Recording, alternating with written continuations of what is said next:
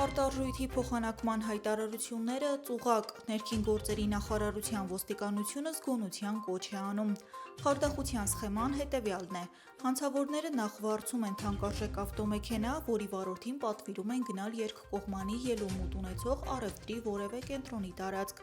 Արտարժույթ փոխանակել ցանկացող անձին ևս խնդրում են մոտենալ նույն վայր։ Հեռախոսակապի միջոցով հանդիպեցնում են վարձույթով ավտոմեքենայի վարորդին և արտարժույթ փոխանակել ցանկացող անձին, որին հանցավորը նախապես ասած է լինում, թե ինքը իբր շատ զբաղված է և գումարը կվերցնի իր մտերիմը, նկատի ունենալով վարորդին, որը առևտրի կենտրոնի տարածքում կփոխանակի գումարը ու կվերադառնա։